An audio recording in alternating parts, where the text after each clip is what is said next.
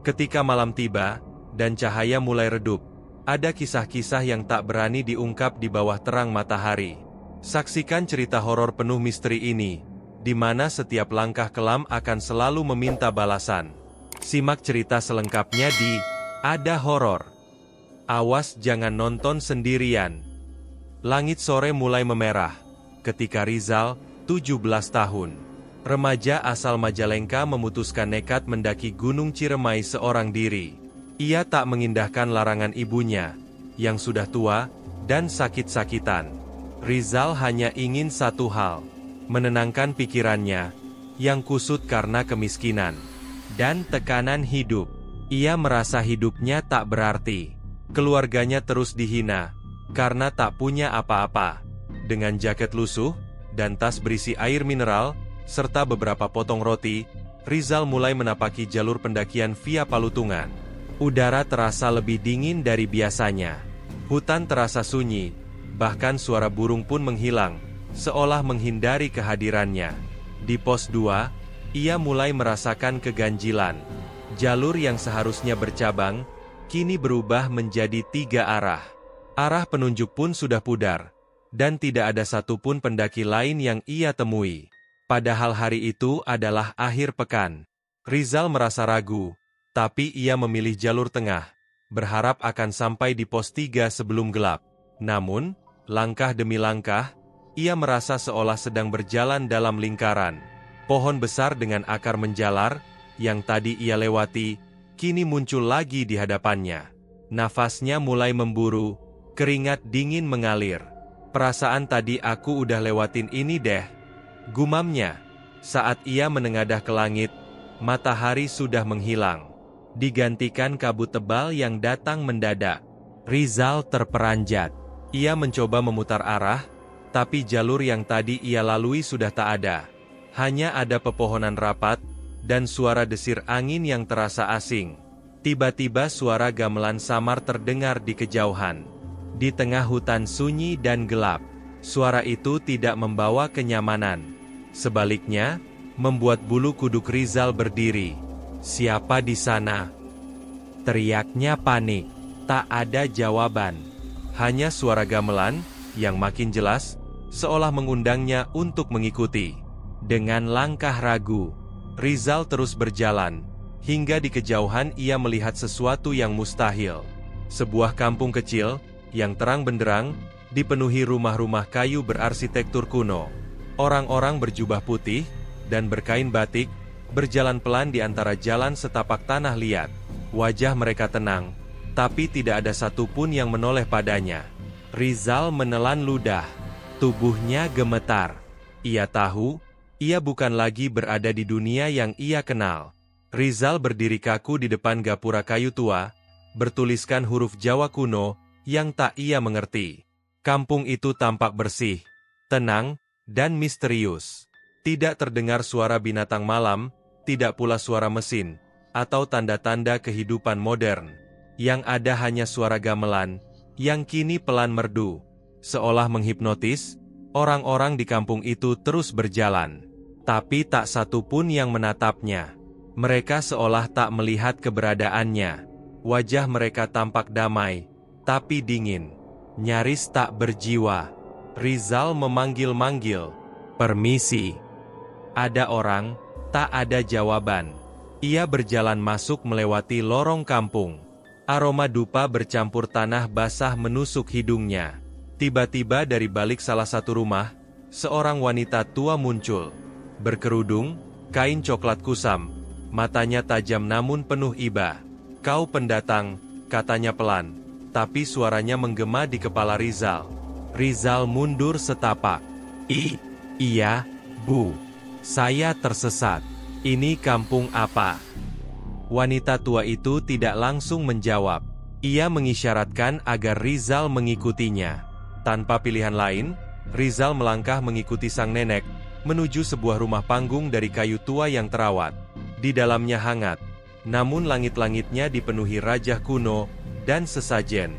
"Nak, ini bukan tempatmu. Ini kampung Gandamana, kampung yang tidak boleh dilihat manusia dunia," bisik sang nenek. Rizal tercengang. Saya cuma tersesat, Bu. Saya cuma ingin turun gunung. Wajah sang nenek berubah tegang. Kau tidak bisa begitu saja keluar. Hanya mereka yang diundang yang bisa masuk, dan hanya mereka yang diizinkan, yang bisa kembali. Jantung Rizal berdegup kencang. Apa maksudnya? Saya tidak bisa kembali. Saya harus pulang. Ibu saya sakit. Sang nenek menatapnya lama lalu berkata, ada satu, tapi tak mudah. Kau harus melewati 3 ujian untuk bisa keluar dari kampung ini. Jika gagal, kau akan menetap selamanya di sini. Rizal tak bisa berkata apa-apa. Tenggorokannya tercekat. Ia tahu ini bukan mimpi. Ini kenyataan yang tak masuk akal. Dan ujian pertama akan dimulai malam ini. Kabut mulai menyelimuti jendela rumah. Suara gamelan perlahan berubah menjadi gending keras yang menggetarkan tanah. Rizal menutup matanya, ketakutan, tapi tidak punya pilihan. Malam turun dengan cepat. Langit di atas kampung Ganda tampak seperti hamparan kelam tanpa bintang. Udara jadi lebih dingin, menusuk tulang, dan angin membawa bisikan samar yang entah dari mana asalnya. Rizal duduk bersila di dalam rumah kayu itu, berhadapan dengan sang nenek yang menyiapkan sesajen dan dupa. Ujian pertama dimulai ketika kau menapakkan kaki ke Lurung Jati, jalan yang tak berujung.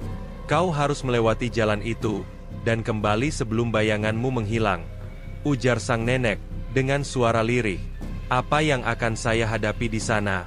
Tanya Rizal. Nalurimu sendiri. Tanpa banyak pilihan, Rizal berjalan mengikuti sang nenek ke ujung kampung, di mana jalan setapak dari batu jati tua membentang, seperti tak berakhir.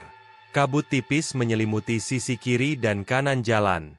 Di tengah jalan itu, Rizal hanya bisa mendengar suara langkahnya sendiri, dan detak jantungnya yang makin keras. Beberapa meter berjalan, suara-suara mulai terdengar. Rizal, kenapa kamu pergi? Ibu sakit.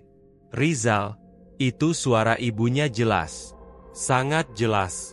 Tapi ketika Rizal menoleh, tidak ada siapa-siapa. Nafasnya tercekat. Rizal, kau tega tinggalkan aku. Suara lain muncul. Kali ini suara Irma, sahabat lamanya yang meninggal karena kecelakaan motor yang disaksikan langsung oleh Rizal. Tubuh Rizal gemetar. Langkahnya mulai ragu. Setiap suara masa lalu kini bermunculan dari sahabat, musuh, bahkan dirinya sendiri saat kecil. Lihat dirimu, pengecut, kamu selalu lari dari kenyataan. Rizal jatuh berlutut.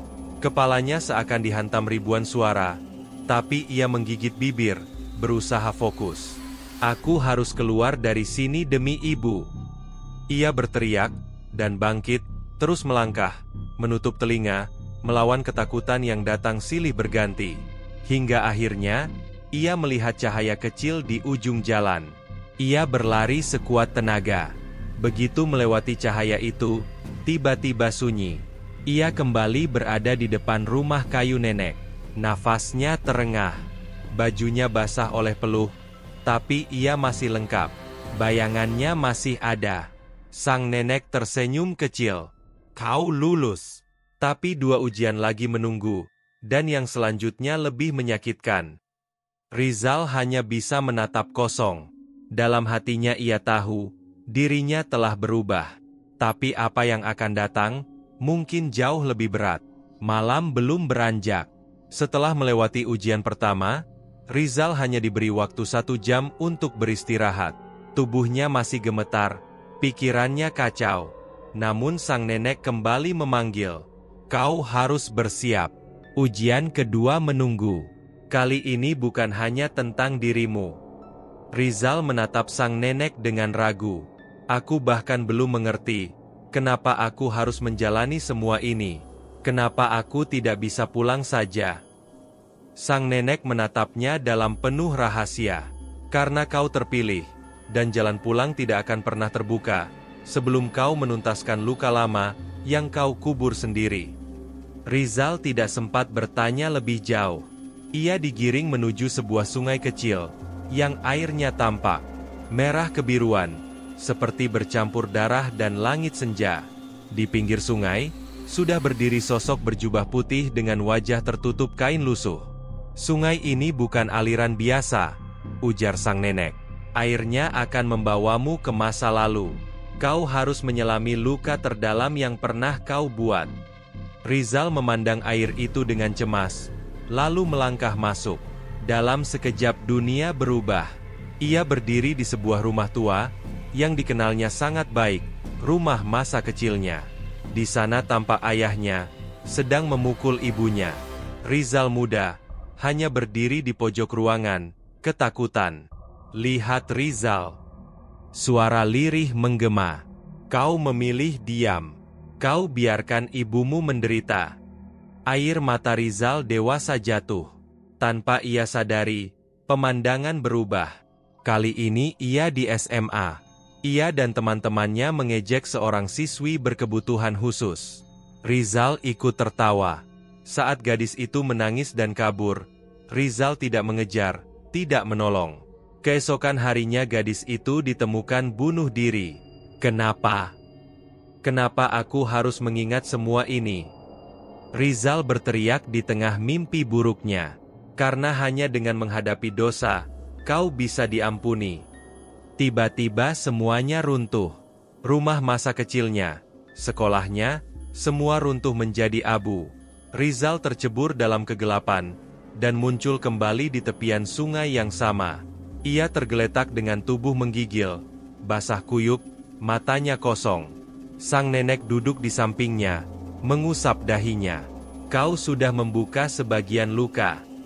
Tapi belum semuanya. Dan luka terakhir ada di kampung ini sendiri." Rizal menoleh lemah. "Apa maksudnya?" Sang nenek tidak menjawab. Ia hanya menunjuk ke arah hutan bambu lebat di pinggir kampung. "Ujian terakhir menunggumu di sana." Langit masih muram, seakan enggan menurunkan hujan, tapi juga enggan mengizinkan mentari menyinari bumi. Rizal berdiri di hadapan hutan bambu yang menjulang tinggi dan rapat, seperti pagar tak kasat mata, yang menyembunyikan sesuatu yang tak boleh dilihat manusia biasa. "Masuklah," ucap sang nenek lirih. "Tapi ingat, di dalam sana, kau bukan hanya menghadapi masa lalu. Kau menghadapi dirimu yang sebenarnya." Rizal menelan ludah. Jantungnya berdegup tidak beraturan, tapi kakinya melangkah juga. Setiap langkah di atas dedaunan kering, terdengar seperti gemuruh dalam keheningan.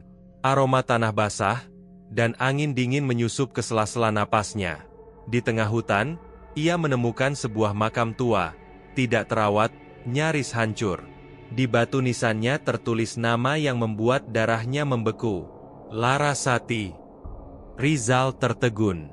Itu adalah nama perempuan yang pernah ia cintai, dan kemudian ia tinggalkan saat hamil, tanpa kabar, tanpa tanggung jawab. Tiba-tiba kabut muncul perlahan, dan dari balik kabut, sesosok perempuan bergaun putih berjalan mendekat. Wajahnya pucat, matanya berkaca-kaca, namun penuh ketenangan yang mengiris hati. "Rizal," bisiknya. Rizal jatuh berlutut. "Laras, aku menyesal. Aku pengecut. Aku lari dari semua ini. Aku tidak tahu kau sampai begini." Laras tidak marah. Ia hanya duduk di samping Rizal, menatapnya dengan luka yang sudah membatu. "Anak kita meninggal, karena aku tidak bisa merawatnya sendirian. Aku lelah, aku marah, tapi yang paling menyakitkan adalah, aku menunggumu setiap malam." Rizal menangis. Untuk pertama kalinya dalam hidupnya, ia tidak berusaha membela diri, tidak mencari alasan. Ia hanya menangis seperti anak kecil kehilangan ibunya. Lalu Laras berdiri perlahan, tubuhnya memudar, menjadi abu yang terangkat angin. "Maafkan dirimu sendiri, Rizal. Aku sudah memaafkanmu sejak lama." Ketika Rizal membuka mata, ia sudah kembali di luar hutan bambu. Sang nenek berdiri menunggu, dengan sorot mata yang berbeda, lebih lembut, lebih hangat. "Kau sudah melewati semuanya." Rizal bangkit. Tubuhnya lemah, tapi jiwanya terasa ringan.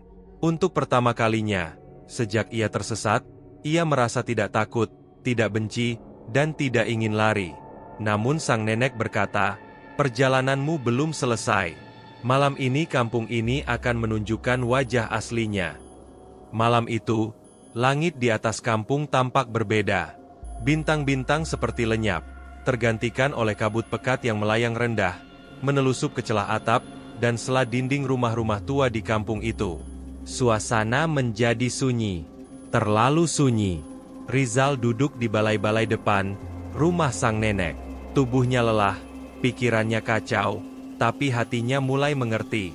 Kampung ini bukan hanya tempat gaib, tapi juga cermin bagi dosa-dosa yang pernah ditinggalkan manusia. Tiba-tiba suara kentongan terdengar bertalu-talu dari arah balai desa, tapi tak ada yang memukulnya. Tak ada satupun manusia lain terlihat. Sang nenek berjalan pelan keluar rumah, membawa obor. "Rizal, malam ini kau akan melihat siapa kami sebenarnya. Jangan lari, jangan takut, hadapi dengan hatimu." Langkah demi langkah, mereka menuju pusat kampung yang kini terlihat berbeda. Rumah-rumah membusuk, pohon-pohon menghitam, dan tanah memerah seperti darah. Wajah-wajah warga kampung pun berubah. Kulit pucat, mata kosong, senyum mengerikan, yang tak menunjukkan rasa. Mereka bukan manusia biasa. Mereka adalah jiwa-jiwa tersesat, korban dari dosa dan kelalaian yang tidak diterima bumi dan langit. Terjebak di antara dunia, mereka membentuk kampung ini sebagai tempat penebusan dan penantian. Rizal gemetar, mundur beberapa langkah, tapi sang nenek menggenggam tangannya erat. "Jangan lari, Rizal. Kau pernah menjadi bagian dari mereka." Salah satu makhluk, seorang lelaki parubaya, dengan wajah penuh luka bakar mendekat, dan berlutut di hadapan Rizal. "Anakku, kau telah datang kembali." Rizal ternganga. Itu adalah ayahnya, yang selama ini ia kira mati karena kecelakaan. Ternyata ayahnya menghilang setelah melakukan perbuatan gelap, korupsi, penipuan, dan pesugihan. "Ayah, ini semua nyata. Ini adalah kebenaran yang ditolak dunia." Dari balik kerumunan, satu persatu sosok masa lalu Rizal muncul. Laras, sang ibu, bahkan teman-temannya, yang pernah ia hianati demi uang. Mereka semua menatapnya bukan dengan benci, tapi dengan luka. Rizal bersimpuh, hatinya hancur, seakan retak menjadi serpihan kecil, yang tersebar di tanah merah itu. "Apa yang harus aku lakukan?" tanyanya dengan suara parah. Sang nenek menjawab dengan lirih, "Lepaskan semuanya, ampuni dirimu, dan temukan jalan pulang. Tapi untuk bisa kembali ke duniamu, kau harus menyeberangi satu tempat terakhir di mana Telaga Hitam. Di sanalah batas antara dunia kami dan duniamu." Dan malam itu, Rizal mempersiapkan dirinya dengan obor, keberanian, dan kesadaran bahwa perjalanan ini bukan hanya soal kembali pulang, tapi tentang menebus hidup yang pernah ia sia-siakan. Langkah Rizal berat saat ia menuruni jalan setapak menuju Telaga Hitam, tempat yang katanya menjadi gerbang terakhir untuk pulang. Di sisi kiri dan kanannya, hutan menjadi lebih pekat, seolah tak ingin melepasnya pergi. Daun-daun kering, seperti berbisik, menyuarakan doa atau kutukan. Rizal tak tahu pasti. Kabut menebal, dan aroma tanah basah bercampur dengan bau anyir darah. Di kejauhan telaga itu, terlihat bukan seperti danau biasa, melainkan seperti cermin raksasa berwarna hitam pekat. Tak ada riak, tak ada angin, hanya ketenangan yang mengerikan. Sang nenek mengiringi Rizal sampai ke tepian air. "Setelah ini kau akan sendirian. Jangan lihat ke belakang. Apapun yang kau dengar, jangan menoleh. Jika kau bertahan, kau akan bangun di dunia nyata. Tapi jika kau gagal, kau akan tinggal di sini selamanya, menjadi bagian dari kami." Rizal menelan ludah. Kakinya sudah gemetar, tapi ia tahu tak ada jalan lain. Dengan langkah perlahan, ia mulai berjalan masuk ke telaga. Airnya dingin, menusuk hingga ke tulang, seperti menyerap semua kenangan. Setiap langkah terasa seperti melepas satu bagian dari dirinya. Tiba-tiba dari balik kabut terdengar suara. Suara ibunya menangis, memanggil namanya. Rizal, jangan tinggalkan ibu. Rizal berhenti. Dadanya sesak, tapi ia teringat pesan sang nenek. Jangan menoleh. Lalu terdengar suara lain. Laras, kekasih masa lalunya. Kamu pengecut. Kamu lari lagi seperti dulu. Rizal menangis. Kakinya nyaris terhenti. Tapi ia genggam erat kalung kecil, pemberian sang nenek, sebagai simbol keberanian. Langkah demi langkah, hingga air hampir menutupi seluruh tubuhnya. Gelap, hening, kosong, dan tiba-tiba Rizal membuka matanya. Ia terbaring di tanah. Tubuhnya dibalut selimut milik pendaki lain. Di sekelilingnya, beberapa relawan SAR dan penduduk desa Gunung Ciremai menatapnya, dengan wajah lega. Dia sadar? Alhamdulillah. Dia selamat. Rizal menggigil, bingung, masih tak percaya. Ia menatap sekeliling. Langit cerah, burung berkicau. Semuanya nyata. Ia menangis sejadi-jadinya. Setelah 3 hari menghilang tanpa jejak, Rizal akhirnya kembali. Tapi dirinya bukan lagi Rizal yang dulu. Di dalam dadanya kini ada luka, penyesalan, dan kesadaran akan arti hidup yang sesungguhnya. Setahun kemudian, Rizal tak lagi hidup dengan egonya. Ia mendirikan sebuah rumah singgah di kaki Gunung Ciremai, untuk para pendaki, untuk anak-anak jalanan, untuk siapapun yang tersesat, dan ingin pulang. Dan di setiap malam Jumat, ia menyalakan obor kecil di halaman rumahnya, sebagai tanda bahwa ia pernah tersesat di kampung gaib, dan berhasil kembali, bukan sebagai korban, tapi sebagai saksi. Tamat. Jika kamu suka dengan cerita-cerita seru seperti ini, jangan lupa untuk like, subscribe, dan tekan tombol loncengnya agar kamu tidak ketinggalan cerita-cerita lainnya yang lebih menegangkan. Jangan lupa untuk share video ini ke teman-temanmu, agar lebih banyak orang yang bisa menikmati kisah misteri dan horor seperti ini. Terima kasih sudah menonton.